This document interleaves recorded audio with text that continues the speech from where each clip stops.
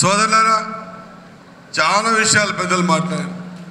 అదే మాట మాటికి చెప్తే దానికి అంత మజా రాదు. కానీ నిజాయితీగా 2 నిమిషాలు మాట్లాడతా.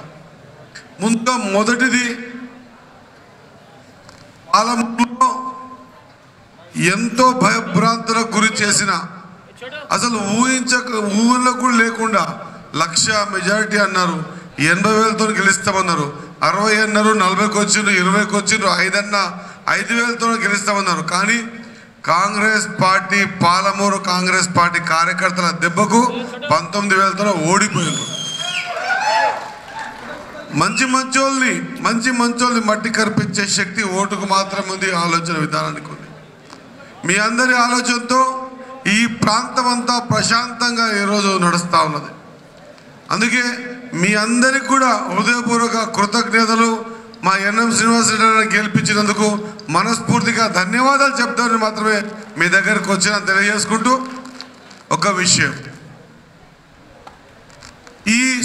మొదటిగా ఈ విషయం, ఈ పార్లమెంట్ ఎన్నికల్లో సందర్భంగా మన వంశన్న, మనందరి అభ్యర్థి, మీరు ఒక విషయం గుర్తుపెట్టుకోవాలి. మనమంతా కలిసి మనం పాలమూరు ముద్దుబిడ్డ రేవంత్ అన్నను సీఎం చేద్దామని చెప్పే కదా ఈ పార్లమెంట్లో ఉన్న 7 మందిని, లేదా ఉమ్మడి పాలమూరు జిల్లాలో ఉన్నటువంటి 14కి 12 మందిని గెలిపించిన కార్యకర్తలు ఎందుకు గెలిపించారంటే రేవంత్ రెడ్డిని ముఖ్యమంత్రి చేద్దామని కదా, అవునా కదా? మరి అదే మాదిరిగా ఎండ కూడా తాకని వ్యక్తి, ఎండ కూడా తాకలేకుంటుంది. ఒక ప్రధానమంత్రికి మునిమనుమడు నెహ్రూ గారికి, ఇందిరమ్మకి మనమడు, రాజీవ్ గాంధీ గారికి కొడుకు. అవకాశం వచ్చింటే సోనియమ్మ నిలబడతా, నేను ప్రధానమంత్రి అవుతా అంటే సోనియమ్మ కూడా ముద్దుల కొడుకు.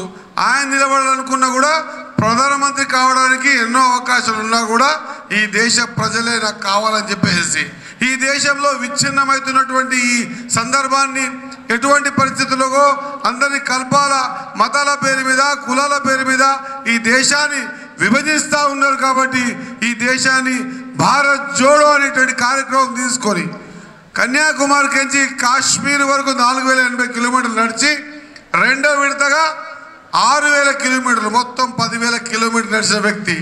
ఏ వ్యక్తి అయితే తమిళనాడు తర్వాత, కేరళ తర్వాత, కర్ణాటక తర్వాత మొదటగా అడుగుపెట్టిన మన తెలంగాణ, అది మా మక్తల్ నియోజకవర్గం అని గర్వంగా చెప్తా ఉన్నా. మక్తల్ నియోజకవర్గంలో కాలు పెడితే మక్తల్ కాంగ్రెస్ గెలిచింది. ఆ తర్వాత నారాయణపేటలో కాలు పెడితే నారాయణపేట గెలిచింది. దేవరకథలో నడిస్తే దేవరకథ గెలిచింది. పాలమూరు నడిస్తే పాలమూరు గెలిచింది. జడ్చర్ల నడిస్తే జడ్చర్ల గెలిచింది. షాద్నగర్ నడిస్తే షాద్నగర్ కూడా కాంగ్రెస్ గెలిచింది.